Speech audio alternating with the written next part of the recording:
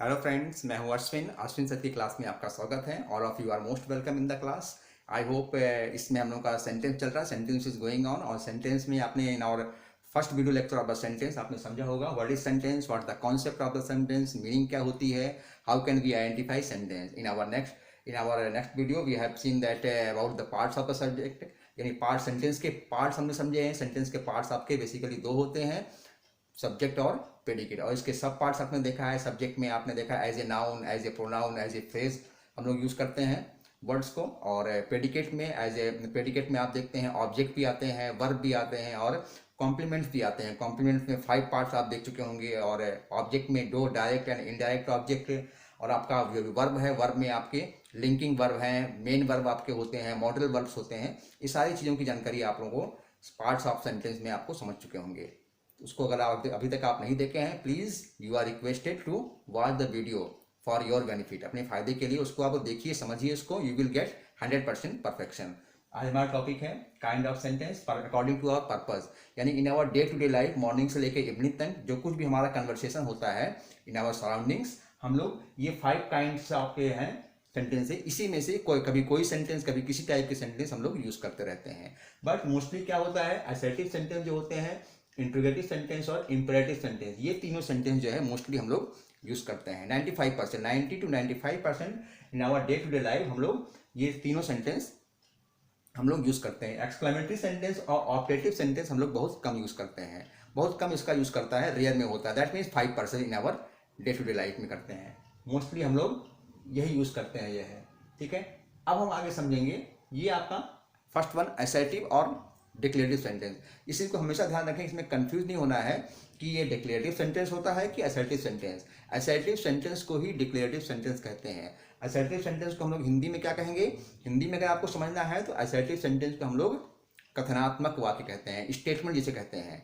यानी जैसे कोई प्राइम मिनिस्टर है, चीफ मिनिस्टर है, गवर्नर है, कोई लीडर हैं, ये लोग कुछ ना कुछ स्टेटमेंट देते रहते हैं, इनके कथन आते रहते हैं, तो इसको ये आपके स्टेटमेंट होते हैं। लेकिन इसका मतलब ये नहीं कि वो जो कह रहे हैं वही स्टेटमेंट होता है। और एक नॉर्मल ऑडियंस अगर हम लोग कुछ कहते हैं, हम लोगों का जो स्टेटमेंट होता है वो स्टेटमेंट नहीं होता है, ये भी आपके स्टेटमेंट्स होते हैं। बस इसमें आपको ध्यान रखना है कि जो असर्टिव सेंटेंस होता है, डिक्लेरेटिव सेंटेंस है, ये आपके दो तरह से इनको हम लोग समझते हैं।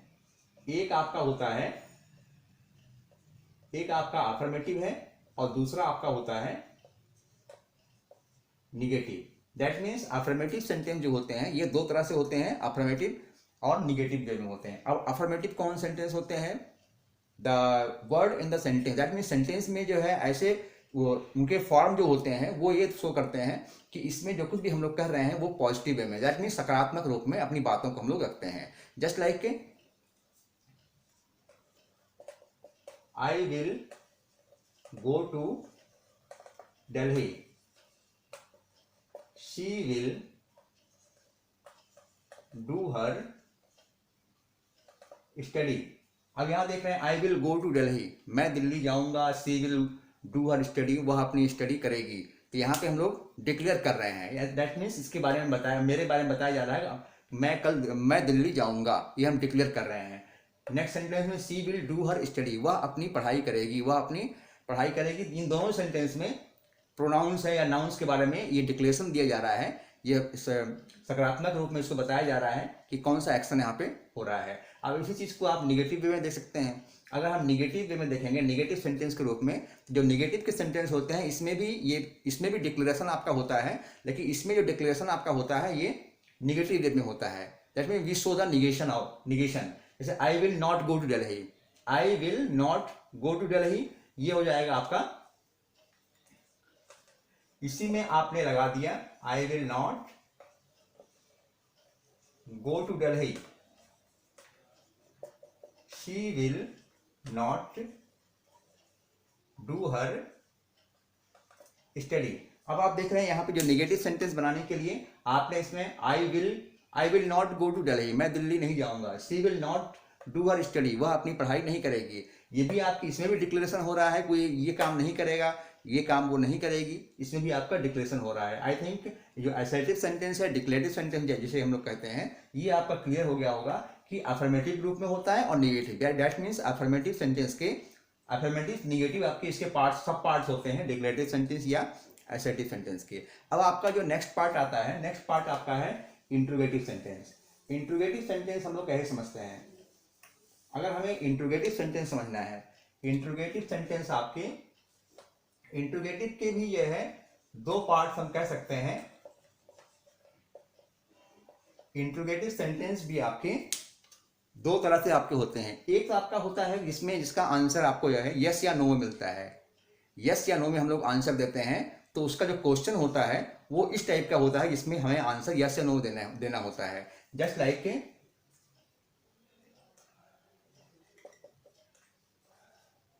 Will you go there? Yes, I will go there.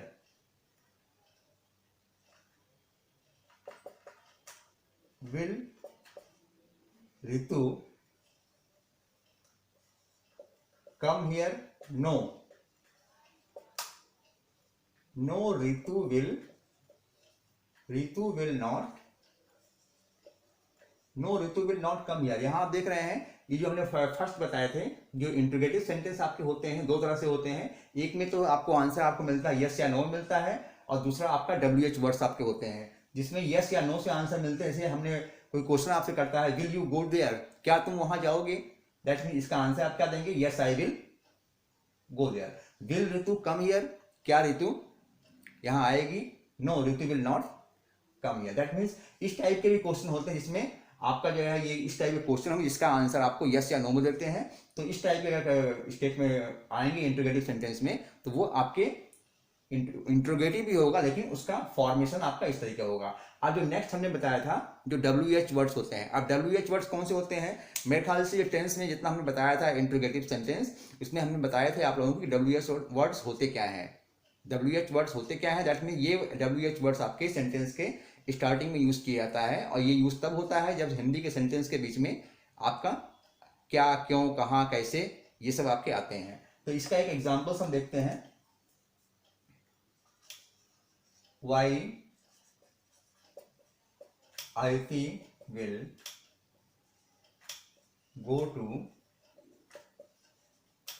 Market, how Roli is doing her study.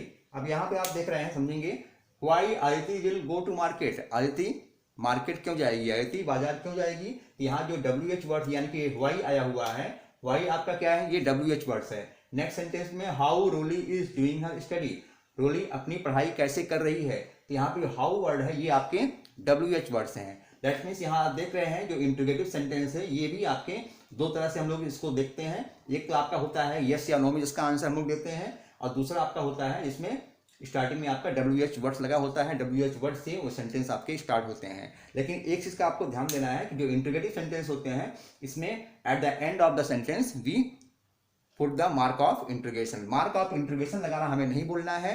It's the blunder mistake who always we do, जो कि अक्सर हम लोग ऐसा करते रहते हैं। सारा को जल्दी जल्दी में हम आंसर लिख देते हैं लेकिन मार्क ऑफ इंट्रोगेशन लगाना हम भूल जाते हैं, और ये हमारी सबसे बड़ी भूल होती है। वहाँ पे हमारे मार्क्स कट जाते हैं, बाद में हम क्लेम करते हैं कि मेरे मार्क्स कैसे कट गए हैं। तो आई थिंक ये आपका इंट्रोगेटिव सेंटेंस भी आपका क्लियर हो गया होगा। आगे हम समझते हैं इंपरेटिव सेंटेंस।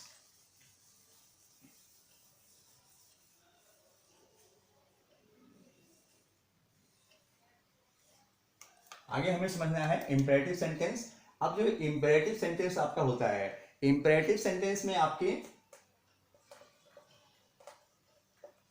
कमांड,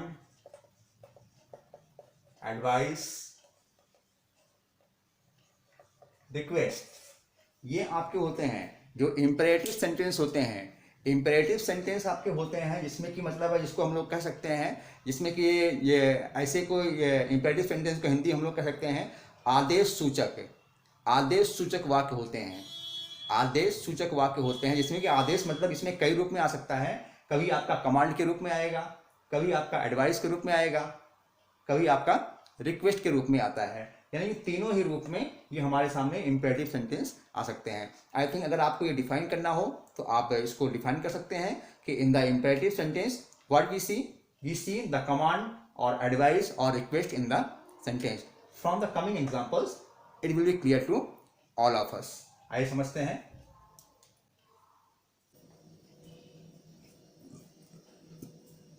फ्रेंड्स, आगे हम लोग देखेंगे ये जो इंपेरेटिव सेंटेंस आपको बता रहे थे, इंपेरेटिव सेंटेंस में हम लोग कमांड यूज करते हैं, एडवाइस यूज करते हैं, रिक्वेस्ट यूज करते हैं। That means in imperative sentence में what we see there is a command, we express the command.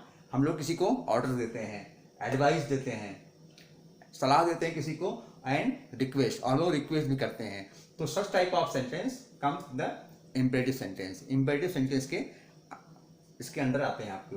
अब हम समझे from the given examples it will be clear to all of us. First example is before you, go there. Go there means वहां जाओ, वहां जाओ। That mean यहाँ पे आपको ऑर्डर दिया जा रहा है, आपको ऑर्डर दिया जा रहा है, आपको आदेश दिया जा रहा है, go there. Leave the room, कमरा छोड़ दो, यहाँ भी आपको ऑर्डर दिया जा रहा है, leave the room. Don't play in the sun, don't play in the sun, यहाँ आप देख रहे हैं यहाँ पे ऑर्डर नहीं दिया जा रहा है, बल्कि यहाँ पे आपको एडवाइस दिया जा रहा है कि डोंट प्ले इन द सन, यानी कि धूप में मत खेलो। डोंट टेल अ लाई, झूठ मत बोलो। यू आर एडवाइजिंग, आपको एडवाइस दिया जा रहा है। Please give me a glass of water, कृपया मुझे एक ग्लास पानी दो। यहाँ पे एडवाइस नहीं हो रहा, कमांड नहीं हो रहा, ऑर्डर नहीं दिया जा रहा, यहाँ पे आप रिक्वेस्ट किया जा रहा है, please give me a glass of water, कृपया मुझे एक ग्लास पानी दो। प्लीज डोंट डिस्टर्ब मी, कृपया मुझे परेशान मत करो। यहाँ आप देख रहे हैं यहाँ भी आपका प्लीज आया हुआ, यहाँ पे हम रिक्वेस्ट कर रहे हैं। जो यहाँ पे ध्यान रखेंगे, यहाँ प्लीज के बाद डोंट भी आया हुआ, इसका मतलब ये नहीं कि डोंट आया हुआ है, डोंट डिस्टर्ब मी, तो ये आपका हो जाएगा इसमें क्या कहते हैं, ये आ जाएगा इसमें, एडवाइस में नहीं आ जाएगा। एडवाइस तो है लेकिन एडवाइस इसमें नहीं आएगा, इसमें आपको रिक्वेस्ट किया जा रहा है, प्लीज डोंट डिस्टर्ब मी। हम लोग ऐसा बोलते हैं, प्लीज डोंट डिस्टर्ब मी, कृपया मुझे परेशान मत करो। जो है that means I am requesting you, don't disturb me. तो ऐसा हम लोग बोलते हैं। लेकिन इस चीज़ को ध्यान रखेंगे कि इंपेरेटिव सेंटेंस में कमांड कहाँ होता है, एडवाइस कहाँ होती है और रिक्वेस्ट कहाँ होती है। अगर आपको आइडेंटिफाई करना है तो हमेशा इस बात को ध्यान में रखेंगे दिमाग में कि जो इंपेरेटिव सेंटेंस होते हैं उसके सेंटेंस में आपको कमांड दिखेगा। सोल्जर्स गो अहेड, सैनिकों आगे बढ़ो, गो अहेड आगे बढ़ो, यहाँ पे कमांड दिया जा रहा है। गो देयर वहां जाओ, यहाँ पे आपको ऑर्डर दिया जा रहा है। लीव द रूम ऑर्डर दिया जा रहा है, कमरे को छोड़ दो। डोंट प्ले इन द सन धूप में मत खेलो, यू आर बीइंग एडवाइजिंग, आपको एडवाइस दिया जा रहा है, आपको सलाह दी जा रही है कि धूप में मत खेलो, बीमार पड़ जाओगे। डोंट टेल अ लाई झूठ मत बोलो, यहाँ पे आपको एडवाइस दी जा रही है कि झूठ मत बोलो, झूठ नहीं बोलना चाहिए। अब यहाँ पे लास्ट में please give me a glass of water, मुझे एक ग्लास, कृपया मुझे एक ग्लास पानी दो। यहाँ पे रिक्वेस्ट किया जा रहा है, प्लीज डोंट डिस्टर्ब मी, कृपया मुझे परेशान मत करो। तो यहाँ देख रहे हैं यहाँ पे आपको रिक्वेस्ट हो रहा है। तो आई थिंक इंपेरेटिव सेंटेंस से आपको क्लियर होंगे कमांड कहाँ होता है, एडवाइस कहाँ होती है और रिक्वेस्ट कहाँ होता है। आई थिंक ये सारे आपके क्लियर हो गए होंगे। अब हम आगे समझते हैं exclamatory sentence.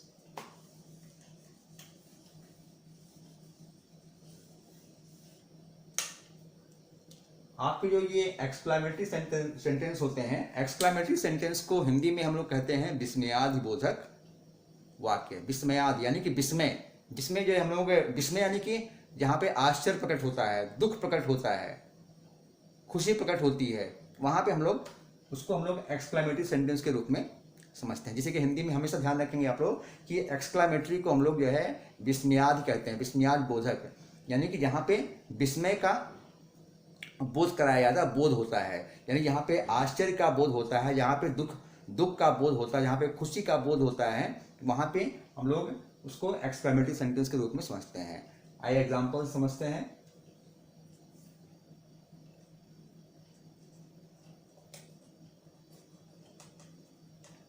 Hurrah, we have won the match, हम लोग मैच जीत गए हैं।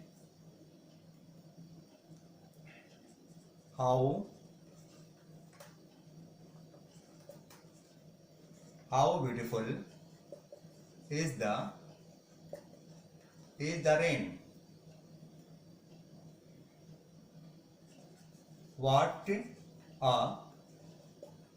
what a nice scenery it is. How selfish you are. Alas, you are undone. अब यहाँ पे आप समझेंगे ये जो आपके सेंटेंस आपके दिए जा रहे हैं, इसमें आपको एक्सक्लेमेटरी सेंटेंस आपको दिखाई पड़ेंगे। कहीं पे आपको दिखाई पड़ेगा आश्चर्य दिखाई पड़ेगा, कहीं पे आपको दुख प्रकट होगा, कहीं पे आपको एकदम खुशी आपको प्रकट होगी। ये सारी चीजें आपको होती हैं, समझेंगे। Hurrah we have won the match. Hurrah यानी कि हम लोग खुश होकर बोल रहे हैं, we have won the match, हम लोगों ने मैच जीत लिया। अक्सर बच्चे खेलते हैं, मैच जीतते हैं तो लोग आपस में जो है साउंड करते हैं, ग्रुप बना के जो है, तो we have won the match. Next आपका how beautiful is the rain, यानी यहाँ पे आपको आश्चर्य हो रहा है। How beautiful is the rain यानी कि बारिश हो रही है, और बारिश देखने के बाद आप कितना अच्छा लगा, कितनी बारिश जो हो रही है कितना सुंदर लग रहा है, आप उसका वीडियो बना लेते हैं। सो बहुत सारी चीजें आप लोग करते हैं जो चीजें हमें अच्छी लगती हैं। तो नेक्स्ट आपका है what a nice scenery it is, यानी कि सीनरी किसे कहते हैं, जो हम लोग सीन को उसमें पिक्चराइज करते हैं, उसमें हम लोग बनाते हैं। तो what a nice scenery it is, कितना सुंदर सीनरी है, कितना सुंदर दृश्य है। तो ये भी हो गया आपका आश्चर्य का, हो गया सरप्राइज का। हाउ सेल्फिश यू आर, तुम कितने स्वार्थी हो। सेल्फिश में क्या होता है, स्वार्थी। हाउ सेल्फिश यू आर, तुम कितने स्वार्थी हो। And the last one is alas you are undone. Alas, अब यहाँ पे दुख के साथ कहा जा रहा है कि वो तुम जो है, मतलब यू आर अनडन मीन्स तुम असफल हो गए।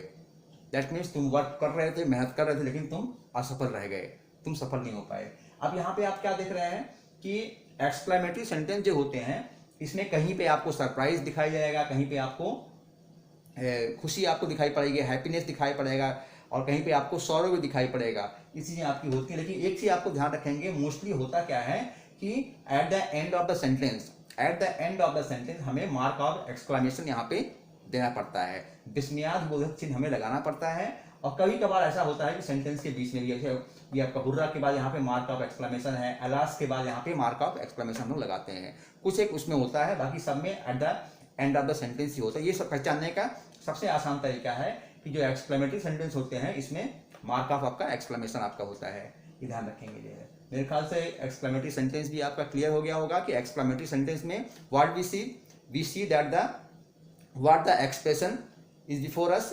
आपके एक्सक्लेमेटरी सेंटेंस होते हैं, इसमें आपका सरप्राइज होगा, हैप्पीनेस होता है, सौरव होता है, ये सब चीजें आपको दिखाई पड़ती हैं। अब हम आगे समझते हैं ऑपरेटिव सेंटेंस।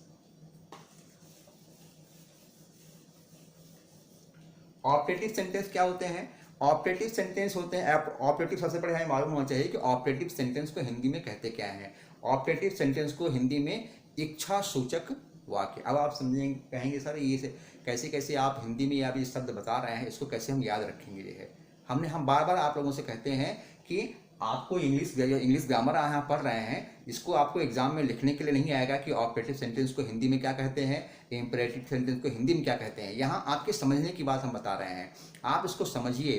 कहने का मतलब यह है कि जब कोई भी टॉपिक आपको पढ़ाया जा रहा है, उसके कॉन्सेप्ट को आपने अगर पकड़ लिया, कॉन्सेप्ट को आप समझ गए, तो सारी चीज़ें आपकी क्लियर हो जाएंगी, सब कुछ आसान हो जाता है। तो यहाँ पे आपको कॉन्सेप्ट को समझने के लिए आपका बेस मजबूत कर रहे हैं कि ऑपरेटिव, कोई अगर आपसे पूछ ले कि ऑपरेटिव सेंटेंस होता क्या है, तो आप बता सकते हैं कि operative sentence are such type of sentence in which we show our wish. हम लोग अपने विश को, अपने प्रे को, विश को, कर्स को हम लोग शो करते हैं, ये है। ठीक है। अब इसमें होता क्या है ऑपरेटिव सेंटेंस में, ऑपरेटिव सेंटेंस में हम लोग देखते हैं, इसमें आपका प्रे होता है, हम लोग विश करते हैं, हम लोग कर्स भी शो करते हैं।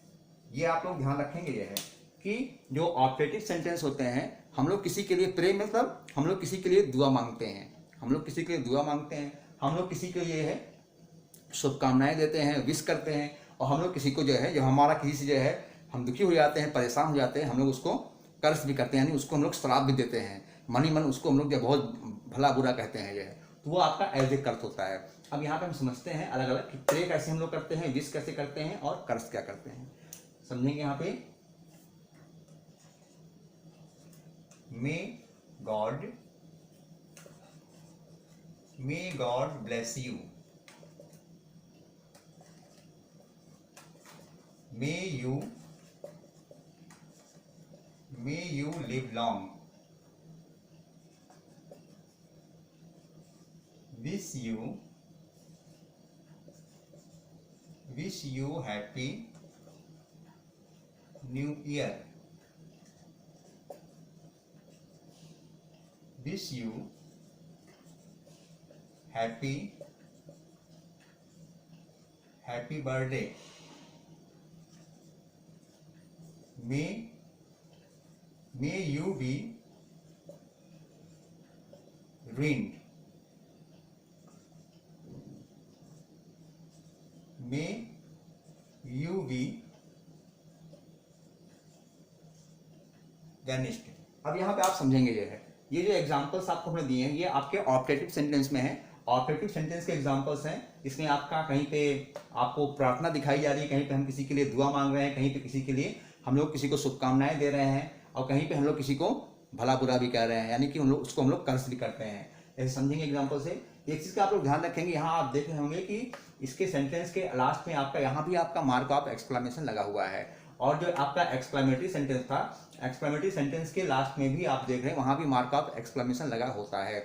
इसलिए यहाँ पे कंफ्यूज नहीं होना है कि दोनों में से सेंटेंस कौन सा है, ये आपका एक्सक्लेमेटरी है या आपका ऑपरेटिव है। अभी जो आपको बताने जा रहे हैं इसको आप ध्यान समझेंगे, इससे आपको अच्छी तरह डिफरेंशिएट कर सकते हैं कि ये आपका ऑपरेटिव सेंटेंस ही हो सकता है, और वो जो बताए थे वो आपके एक्सक्लेमेटरी सेंटेंस ही होते हैं। अब देखिए, मे God bless you, may God bless you यानी कि भगवान तुम्हें दुआ दे, भगवान तुम्हें आशीर्वाद दे, यानी कि यहाँ हम किसी के लिए प्रे कर रहे हैं। मे you live long, may you live long मतलब दीर्घायु हम लोग बोलते हैं, भगवान तुम्हें लंबी उम्र दे, चिरंजीवी भव बोलते हैं। ये भी हम किसी के लिए प्रे कर रहे हैं, किसी के दुआ मांग रहे हैं। अगला आपका है wish you happy new year. हम लोग जब नया साल आता है, नए साल में हम लोग ढेर सारी शुभकामनाएं, ढेर सारे विशेष हम लोगों को भेजते रहते हैं। Wish you happy new year यानी कि नए साल की ढेर सारी शुभकामनाएं। विश यू हैप्पी बर्थडे, जब किसी का जन्मदिन आता है in our day to day life हम देखते रहते हैं, कभी किसी का जन्मदिन कभी किसी का जन्मदिन, और हम लोग विश करते रहते हैं। तो विश यू हैप्पी बर्थडे ये आपका हम लोग किसी को विश कर रहे हैं। मे यू बी रिंग, अब यहाँ देखिए इसको आप समझेंगे, मे यू बी रिंग यानी कि तुम बर्बाद हो जाओ। यहाँ पे आप किसी को कर्ज दे रहे हैं, यानी किसी ने आपके साथ गलत किया है, बुरा किया है, तो आप उसको श्राप दे रहे हैं, उसके लिए बद्दुआ निकाल रहे हैं। मे यू बी रिंग, तुम बर्बाद, भगवान करे तुम बर्बाद हो जाओ। May you be vanished, may you be vanished यानी कि भगवान करे तुम नष्ट हो जाओ। यहाँ आप देख रहे हैं कि ये सेंटेंस जो आपके दिए गए हैं इसमें आपका कहीं पे आपका किसी के लिए आप दुआ मांग रहे हैं, किसी के लिए आप बद्दुआ मांग रहे हैं, कहीं पे किसी के लिए आप विश कर रहे हैं। ये है दैट मीन्स जो ऑपरेटिव सेंटेंस होते हैं इसमें हम प्रे करते हैं, विश करते हैं और कर्ज करते हैं। ये चीज़ आप लोग ध्यान रखेंगे। अब यहाँ पे ये सारे टाइप ऑफ सेंटेंस आपके हो चुके हैं। आपके असर्टिव सेंटेंस है, इंट्रोगेटिव सेंटेंस है, इंपेरेटिव सेंटेंस है, एक्सक्लेमेटरी और ऑपरेटिव सेंटेंस है। इनमें से आपने देखा जो असर्टिव सेंटेंस है, इंट्रोगेटिव और इंपेरेटिव, ये तीनों सेंटेंस हम लोग, एक ये हो गया, एक ये और एक ये तीनों सेंटेंस हम लोग जो है in our day to day life 90 to 95% हम लोग in our day to day life में हम इसे यूज करते हैं। लेकिन जो एक्सक्लेमेटरी सेंटेंस होता है, ऑपरेटिव सेंटेंस होता है, ये लोग हम लोग कभी कभार ही यूज करते हैं, ज़्यादा नहीं करते हैं। दिन भर में शायद ही एक आध बार हमने कर लिया जो या एक आध हफ्ते में हम लोग कर लेते हैं, महीनों पे कर लेते हैं। जब हम किसी को दुआ मांगते हैं तो वहाँ पे हम लोग इसको यूज़ करते हैं। यहाँ पे किसी के लिए हम लोग किसी को विश करते हैं। अब महीने में बर्थडे तो किसी का एक ही बार आएगा जो है, 2 बार तो आएगा नहीं है। और किसी को हमें शुभकामनाएं देनी है, वहाँ भी हम विश करते हैं। और किसी के लिए अगर हमें बद्दुआ देनी है, हम किसी को कर्ज करते हैं, कोई हमारे साथ बुरा किया है, वहाँ भी हम कभी कभार ही इनका प्रयोग करते हैं। तो यहाँ पे ये ध्यान रखना है जो एक्सक्लेमेटरी सेंटेंस होता है और ऑपरेटिव सेंटेंस होता है, दोनों में क्या अंतर होता है, क्योंकि दोनों में कंफ्यूजन ये होता है कि दोनों के सेंटेंस के लास्ट में आपका मार्क ऑफ एक्सक्लेमेशन दिया रहता है। दोनों के सेंटेंस के लास्ट में मार्क ऑफ एक्सक्लेमेशन दिया रहता है, इसलिए इसको ध्यान से समझना जरूरी है। आई थिंक ये आपका क्लियर हो गया होगा। लेकिन अब जो हमारा अगला वीडियो होगा उसमें हम आप लोगों को एक्सक्लेमेटरी सेंटेंस और ऑपरेटिव सेंटेंस को एक अलग तरह से हम एक बार समझाएंगे, जिसमें आपको हम ये शो करेंगे कि अगर एक्सक्लेमेटरी सेंटेंस और ऑपरेटिव सेंटेंस में दोनों में डिफरेंस क्या होता है। क्योंकि दोनों में मार्क ऑफ एक्सक्लेमेशन दिया होता है। यहाँ भी हम उस चीज़ को समझा चुके हैं, लेकिन एक सेपरेट वीडियो आपको बताएंगे, उसमें आपको सिर्फ आपको एक्सक्लेमेटरी और ऑब्जेक्टिव सेंटेंस के बारे में ही आपको बताएंगे, जिससे आपको उस वहाँ पे आपका इंटरोगेटिव सेंटेंस या असर्टिव सेंटेंस या इंपेरेटिव सेंटेंस वहाँ पे नहीं, उस वीडियो में नहीं रहेगा। उसमें आपका सिर्फ एक्सक्लेमेटरी और ऑब्जेक्टिव सेंटेंस ही रहेंगे, जिससे आप अच्छी तरह से डिफ्रेंशिएट कर सकते हैं और आपका वहाँ पे पूरी तरह से ब्रेन आपका वॉश हो जाएगा। जो कोई भी आपका डाउट्स होगा, जो आज आपका डाउट अगर है, वो डाउट आपका अगले वीडियो में देखने के बाद आपका एक्सक्लेमेटरी और ऑब्जेक्टिव सेंटेंस के बीच में क्या डिफरेंस होता है, ये डिफरेंस आपका अच्छी तरह क्लियर हो जाएगा होगा। मेरे ख्याल से आज जो वीडियो आपने देखा है काइंड ऑफ सेंटेंस में, ये पांचों जो सेंटेंस होते हैं according to our purpose, these type of sentences we use in our daily life. हम लोग अपने डेली लाइफ में इसे यूज करते हैं।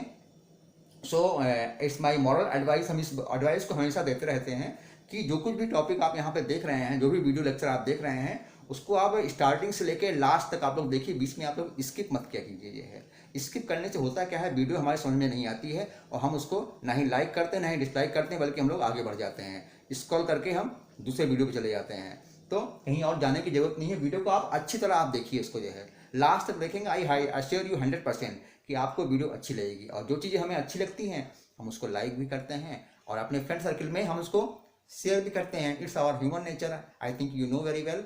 और इसको आप पूरा वीडियो आप देखिए और लास्ट तक देखेंगे, वीडियो आपको अच्छी लगेगी, आप इसको लाइक कीजिए and share more and for more such content follow Ashwin sir की class. And one thing more, जो कि हमेशा आप लोगों से करते हैं कि कभी भी आप जो है चैनल को जो है अनसब्सक्राइब किए हुए मत छोड़ा कीजिए, क्योंकि अगर आप चैनल पे नए आए हुए हैं, सब जो चैनल पे पुराने हो चुके हैं उन्होंने एक बार सब्सक्राइब कर दिया है, दैट्स गुड, आज हो गया, अब बार बार नहीं करना। लेकिन जो अभी तक वीडियो तो देख रहे हैं लेकिन उन्होंने चैनल को सब्सक्राइब नहीं किया है, तो उनको ये पता नहीं होता है कि अगला वीडियो हमारा कब आया है, कब आने वाला है। तो वो यूट्यूब पे ऐसे चेक करते रहते हैं, उनको मिल गया तो देख ली, नहीं तो नहीं देखे। इसका सिंपल सा आसान सा सॉल्यूशन है कि आप उसको सब्सक्राइब कर दीजिए और जो बेल आइकन होता है उसको अगर आप दबा देंगे तो जो अपकमिंग वीडियोस की नोटिफिकेशन आपको टाइम टू टाइम मिलती रहेगी और आपको इसका एक अलर्ट मैसेज आता रहेगा, जिससे आप अलर्ट हो जाएंगे और आप उस वीडियो को खोल के आप उसको देख सकते हैं और उसको अपने फ़ायदे के लिए यूज़ कर सकते हैं।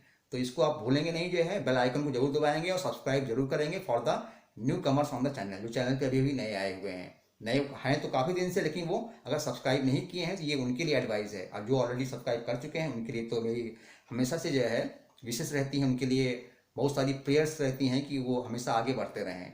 और अश्विन सर को आप लोग फॉलो करिए, देखते रहिए। And one thing more at the last, हम जरूर कहते हैं कि परफेक्शन कैसे मिलेगी। अगर हम ऑफलाइन क्लास में होते तो हम इतना हम बोलते अगर कि परफेक्शन कैसे मिलेगी, तो यहाँ आगे बैठे हुए जो फर्स्ट बेंचर हैं या बैक बेंचर जो भी होते हैं वो सब आगे बढ़ते बोलते हैं, सर परफेक्शन तभी मिलेगी प्रैक्टिस जैसे हम करते हैं। अगर हम प्रैक्टिस करेंगे तो परफेक्शन नहीं मिलेगी। जैसे कि आप बोलते हैं कि do more practice for more perfection, तो प्रैक्टिस आप लोग करते रहिए, more and more practice for more and more perfection, because practice makes us perfect. Stay with Ashwin sir की class and watch the video till the last and get more and more.